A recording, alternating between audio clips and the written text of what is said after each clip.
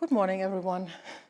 We are a bit early for today's presidential press briefing with one of our co-presidents, Philippe LAMBERTS, and with a special guest. Yeah, and so no, we do not have a new co-president in the group.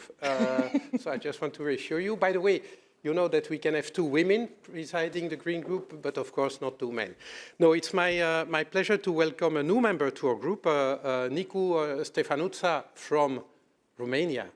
And you know, for me, it's a sort of redress of an old, I wouldn't say grievance, but sorrow. When this new party was created in Romania, USR, we hoped that this party would join the Green Galaxy. It made another choice, joining this sort of hodgepodge group called Renew. But Nicu, I think, saw the light. Nicu, over to you. Good morning, everyone. Indeed, I will be, and I am, the first Romanian MEP joining the Green Group. And my considerations are about Romania, about the future of Romania, the future of the Green Deal in Romania, and a personal one as well. I have a 2-year-old daughter. For her, 2050, when we aim to be climate neutral, is not just a distant date in the past. It will be, hopefully, the date when she turns 30. 2100, which for me, and maybe also for Philippe, whose birthday it is today, might be a year of science fiction, you know, one of these years we speak in theory about. For her, it will be, hopefully, the year when she turns 80. So I do want the Green Deal to be explained well in Romania, to be implemented well in Romania, to make Romania a winner from the Green Deal. Right now, the tone is turning aggressive, not only in the member state I know best, but in the entire parliament. It's turning aggressive. It's accompanied by fake news. It's accompanied by exaggerations. The reality is, nonetheless, that we need to make these transformations, that the Green Deal is not just an ecological program, it is an economic model. It is a leadership model for the future in Europe, and it is a budgetary model. I also speak as rapporteur of the general budget of the European Union for the year 2023, and I know very well that the budget is linked to issues of sustainability, to biodiversity, not only the general union budget, but also the resilience plans. So for me, the message is this: if Romania wants to be a winner from the economy of the future, from the budget of the future, it needs to understand it, it needs to not resist it, but to apply it, to welcome it, to receive the money, and to make the transformation possible. So this is what led me to make this decision today. And I would like to also to thank my former colleagues in the Renew Group. But from today, my work is here. My work is here in the Green Group, and I would like to thank both Philippe and Terry REINTKE, as well as all the other colleagues who have received me with their open arms in the Greens Group. Thank you, Nico. Now, another highlight of this plenary is, of course, the Energy Performance of Buildings Directive, another major building block of the Fit for 55. I'm glad that we can get to a conclusion here. I know that there are, again, attempts at weakening it, well, some want to empty it of any binding force, actually, but you know that we are, I was going to say spending, but actually spilling a great deal of energy through uninsulated or poorly insulated buildings. And I think that what happened over the last summer, you know, these price hikes in energy should remind us that actually it's a good economic case to insulate buildings. And indeed, some people are not owners or are owners of buildings, and they may have trouble finding the capital to invest to make future savings. And there, indeed, it is absolutely crucial that government authorities provide the necessary assistance to nudge them over the line and make sure that indeed the insulation can happen. It's really a matter of, well, cherishing energy and making sure that the best energy is the one we don't spend. So hopefully we'll have a good vote about that. On a more general note, I'd like to say that yes, as Nico was saying, resistance is stiffening, is toughening. You can feel that. We see that on the cards thing. We see that all over the place. And it's normal that it's getting tougher because now we start making real changes, not changes in discourse. So that some economic interests resist, I understand that, but this cannot get in the way, as Nico was saying, of securing the future of our kids or grandchildren, in my case. We want them to live on a planet that is livable. Again, we are not doing that for the sake of the planet. People like to portray people like Greens as defenders of the planet. No, we are defending our common home. It is because this planet is home that we want to preserve it, not because it's a planet. There are zillions of planets in the universe. But this one is a bit special to us, and we don't have any other one. So we need to get this done. So hopefully we get to a good vote. And well, I'll take your questions on any other topic you want to ask. And yes, I'm turning 60 today. At 6:25 this morning, I jumped to the next decade. So looking forward to it. Thank you. Thank you, Philippe. And before we take questions from the room or remotely, I will give the floor again to Nico. Excuse me, Philippe, I just wanted to add something very concrete. In the country I know best about the efficient housing, about so on, we have a program called Casa Verde, which is about installing photovoltaic panels on roofs. And what we saw is an immense Anfrage, immense demand for this program. And the government has been slow at allowing people to be producers or so-called prosumers, so producer-consumers, taking their energy for very little money, for undervalued prices, or delaying the signing of contracts, which makes the reality that people are giving energy for free into the state in a year where fossil energy companies have posted maximum profit. And this is not okay. So if the argument is that the Green Deal is making prices higher, I would turn it around and say, no, it's the fossil economy that's making the prices higher for the European consumers right now. Thank you, Nico. Are there any questions? I see one. Please quickly introduce your name and media you work with. Bonjour, Emmanuel Beretta du Point. Je vais poser ma question à Philippe. D'ailleurs, je me demande pourquoi je mets ça. Est-ce que vous avez eu des conversations avec les Verts allemands qui font partie de votre groupe sur le blocage actuel de la décision sur la fin des moteurs thermiques et quelles analyses ils font et comment en sortir de ce blocage un peu inédit dans la procédure législative? Écoutez, non seulement évidemment nous sommes en contact étroit avec eux, mais comme nous, ils sont estomaqués de voir ce qui se passe. Je me rappelle avoir dit à l'époque du Brexit qu'avec les renoncements de Boris Johnson, on pouvait légitimement avoir des questions sur la qualité de la signature britannique. Je ne voudrais pas, et je peux vous le dire, les Verts allemands ne voudraient pas qu'on en arrive à la même conclusion sur la qualité de la signature allemande.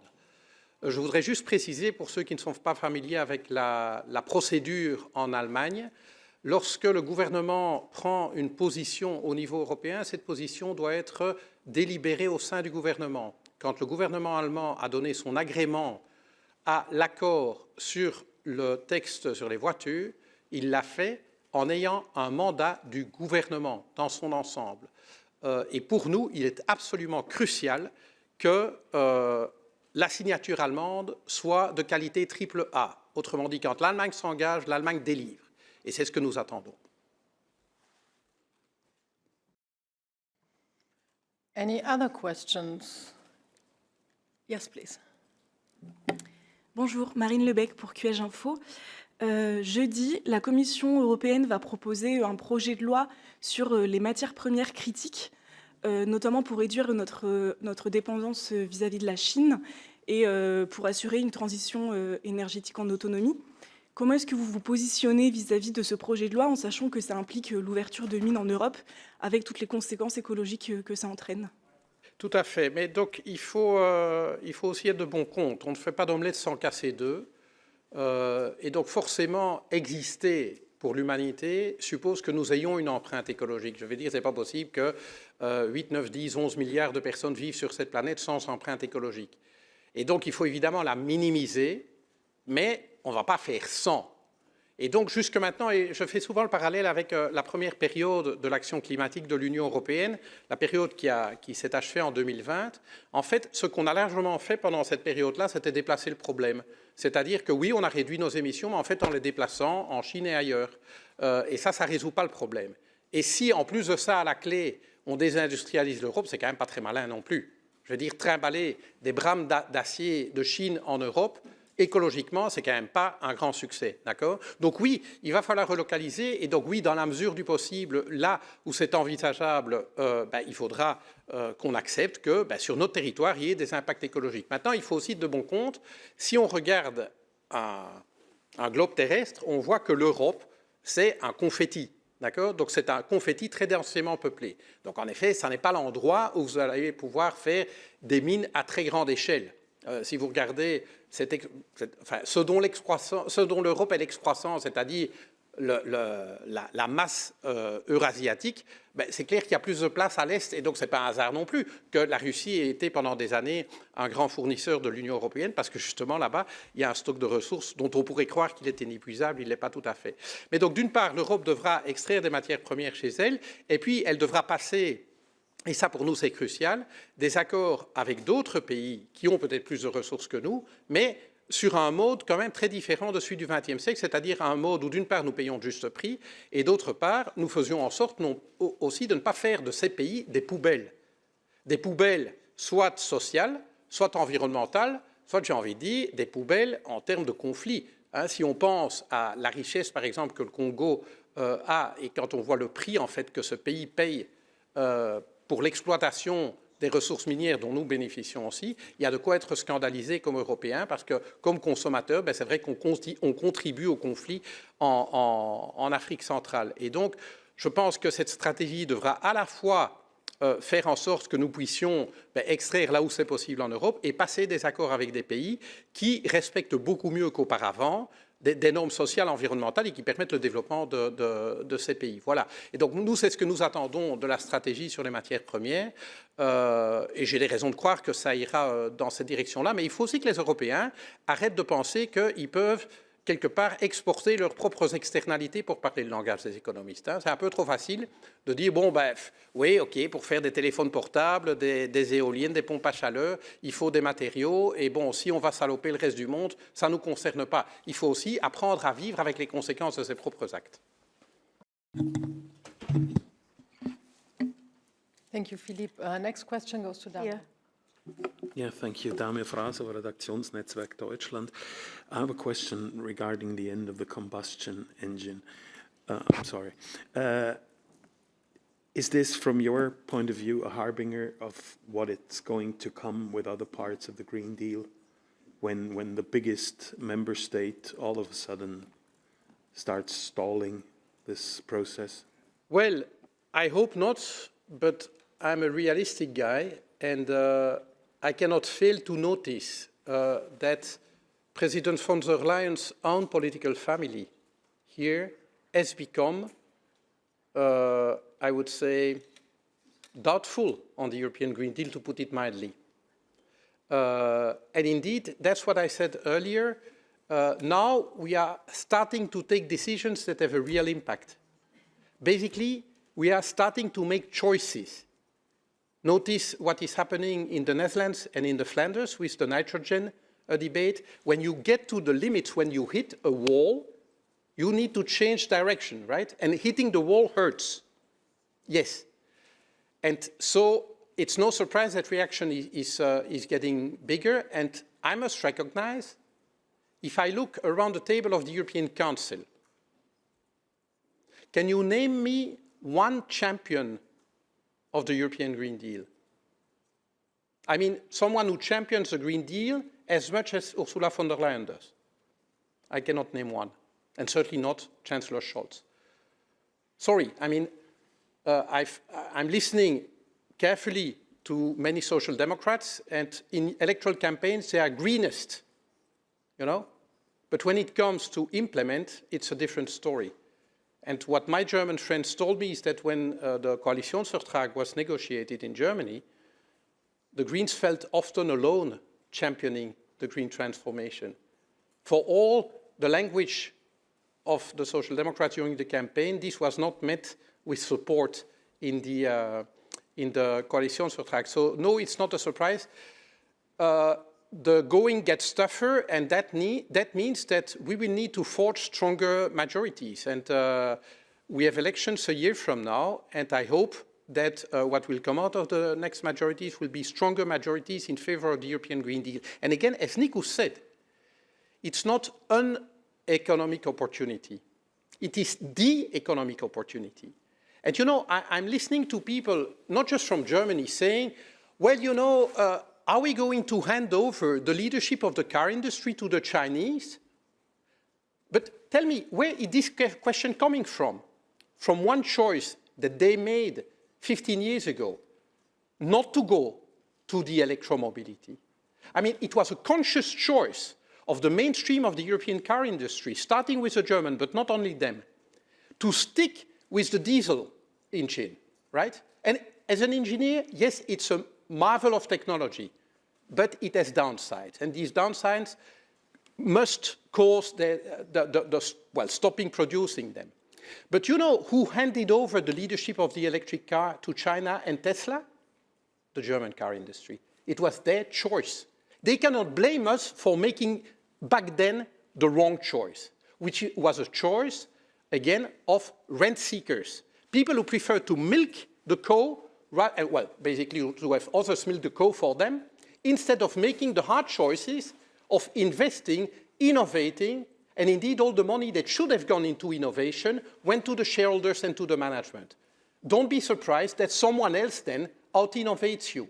And that is the tough law of market economy. And I should not be the one teaching market economy to the BDE, right? Now, I'm glad to say, as well in Germany, there are sectors, there are enterprises who see the opportunity. Because my worry is indeed that Europe becomes a museum, that we are a nice place to visit. But you know, tourism is a very nice activity, but it is not a high added value activity. If you want high living standards, you need high added value. And the only way for us to find our place in the 21st century economy is to go all out for the Green Deal. I really am disappointed that many, I would say mostly on the right end of the political spectrum, but also some on the left, don't see this as a life and death issue for our economy. So it is not an opportunity, it's the only game in town. If we don't go for it, our economy will be a disaster. I don't want this. Yes, please. If I may add something to what Philippe rightly said, I don't think it's time for playing political games. The member states you mentioned have expressed a positive vote all throughout the process, including at the meeting of ambassadors. Those who are present in the room know how a European process is happening. The very fact that second thoughts have appeared at this late stage after the conclusion of a trialogue indicates a bit of political playing games, if I may say so. And I think it is unserious towards the industry, who was part of the discussion from the beginning, who is already preparing for the transition of the future, who is preparing to deliver green jobs. I know that very well because my country has a lot of sub-industries that are linked to the French automakers, to the German automakers. So we follow with great attention. We want to know a clear trend. Industry needs predictability so that they can plan for the next decade. This is what we need right now and not further confusion. Thank you, Nico. I don't see any question online, and we'll take a last question from the room. Merci beaucoup, Fernanda Gabriel. Je voulais poser de la télévision portugaise. Je voulais poser une question sur le revenu minimum national. C'est un débat qui a lieu aujourd'hui. Ce sont des recommandations. Visiblement, le Parti populaire européen est contre une législation. Dans le sommet européen, dans le sommet social, on avait dit que jusqu'à 2030, on retirerait 15 millions de personnes de la pauvreté, 5 millions d'enfants. Ce chiffre, il ne fait qu'augmenter au lieu de réduire avec la crise. J'aimerais vous entendre sur cette question. Oui, ben, il n'y a pas grand-chose de neuf, hein, et c'est triste à dire, mais chaque fois que l'Union européenne, rappelez-vous, avec la stratégie de Lisbonne, puisque je parle à une Portugaise, c'était aussi l'objectif de réduire de 20 millions le nombre de personnes en niveau de pauvreté, mais bon, l'expérience montre que seuls les objectifs juridiquement contraignants sont atteints. Vous vous rappelez, en matière climatique, quand on s'est donné l'objectif de 3 fois 20 là, pour 2020, ben, le seul objectif qui a été manqué, c'est celui de l'efficacité énergétique parce qu'il n'était pas contraignant. Même chose avec ceci. Maintenant, il faut aussi reconnaître que la base juridique dont dispose l'Union européenne par les traités en matière de politique sociale est restreinte, hein, ça c'est sûr. Mais, comme je dis toujours, les traités de l'Union européenne n'étaient pas dans les traités. On les a créés parce qu'il y avait une volonté politique. D'accord ? Donc c'est la volonté politique qui est première. S'il y avait une volonté politique au niveau européen de mettre en place un revenu minimum garanti dans tous les États membres, rien dans les traités n'empêche de le faire. Et c'est comme ça qu'il faut voir la politique. D'accord ? Rien n'empêche qu'on le fasse. Mais clairement, il reste aujourd'hui, je dirais, pour ceux qui disent qu'on a dépassé les idéologies, ben non, il reste des idéologies qui pensent que le marché va tout régler et que finalement, si les gens sont pauvres, si les gens sont chômeurs, etc., ben c'est parce que c'est leur choix. Hein, c'est leur choix de homo economicus de préférer être chômeur ou malade que de travailler, d'être prospère. Je ne partage évidemment pas du tout cette vision-là. Il faut aussi reconnaître que le focus a été mis très fort sur la transition verte, parce que l'Union européenne a des compétences là-dedans, et puis sur la pandémie et sur la réponse à la guerre en Ukraine. Et on peut avoir l'impression que le volet social est un peu le parent pauvre de cette législature-ci, à un moment où les inégalités dans un certain nombre de pays augmentent. Mais il s'agit d'abord d'avoir de la volonté politique dans les États. Autrement dit, les gros leviers, et là-dessus, il faut quand même rendre justice à l'Union européenne, les gros leviers qui permettent de réduire la pauvreté, ils sont au niveau national. C'est la qualité des services publics, c'est la fiscalité, c'est la sécurité sociale, c'est l'organisation du marché du travail. Ce sont les 4 principaux leviers qui permettent de réduire les inégalités. Un exemple qui nous est souvent reproché, vous êtes portugais, je suis belge, on prend souvent la Belgique en exemple, quand c'est au PPE négatif, pour dire « Regardez encore, ces gens, ils ont l'indexation automatique des salaires ». Eh bien, figurez-vous que ça n'est pas un hasard si la Belgique a vu les inégalités augmenter beaucoup moins avec la crise de l'énergie que beaucoup d'autres pays européens, parce qu'on a ce qu'on appelle des amortisseurs automatiques. Et donc, ça sont des choix de société. Et en Belgique, il y a des gens qui remettent ça en cause. Mais ça, on retrouve là la vraie bataille politique entre, je dirais, la gauche et la droite, pour faire simple. Entre ceux qui disent le marché et l'homo economicus et les choix individuels sont ceux qui doivent tout déterminer, et ceux qui disent ouais, mais enfin bon, les êtres humains, ils naissent pas égaux en droit et en dignité, ça c'est ce qu'on écrit dans la Déclaration universelle des droits de l'homme, mais la réalité des choses, c'est que selon l'endroit où on est, selon le parcours qu'on a eu, eh bien, on aura plus ou moins de chances de vivre une vie conforme à la dignité. Et donc il faut trouver un meilleur équilibre.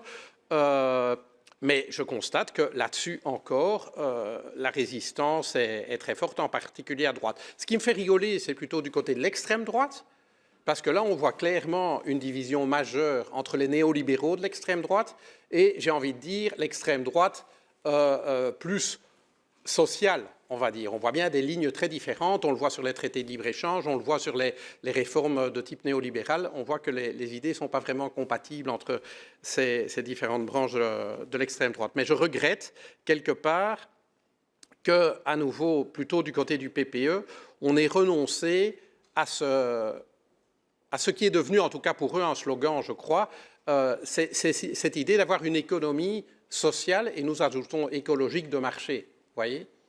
Et donc là, moi, je voudrais une Europe plus motrice là-dessus. Peut-être que la manière dont l'Europe peut le plus aider, c'est dans la réforme des règles budgétaires. À mon avis, ce que l'Europe peut faire de mieux, concrètement, je veux dire, bien sûr, on peut avoir une directive, mais déjà, moi je dis souvent, avant de faire le bien, il faut peut-être arrêter de faire le mal. C'est-à-dire arrêter d'imposer des obligations budgétaires aux États membres qui les conduisent presque inéluctablement à mener des politiques anti-redistributives. Vous voyez? Juste follow-up. Vous êtes à la veille des élections européennes. Les Européens ne vont pas comprendre qu'en 2008, vous avez eu de l'argent suffisamment pour défendre les banques. Après, aujourd'hui, vous avez de l'argent aussi pour d'autres projets et qui n'a rien pour la question sociale. Qu'est-ce que vous allez répondre? Et qu'est-ce que vous suggérez? De nouveau, il faut être de bon compte. Je vais être très bref. L'argument est entièrement valide, mais il faut quand même se rendre compte que les poches d'argent disponibles pour faire le Green Deal européen ou le plan de relance sont plutôt au niveau européen et les poches d'argent pour faire la politique sociale sont au niveau national. Mais je suis d'accord avec vous, les dirigeants nationaux sont des dirigeants européens aussi quand ils siègent au Conseil européen. Et donc c'est d'abord à eux qu'il faut adresser la question parce que ce sont les premiers ministres. À l'époque où on a sauvé les banques, c'était ça aussi. C'était souvent des décisions de gouvernements nationaux d'aller sauver les actionnaires des banques et après ça, de faire payer la note aux contribuables dans des systèmes fiscaux souvent pas très justes. Thank you, Philippe. Thank you, Nico, for coming, and thank you for asking your questions. And happy birthday, Philippe.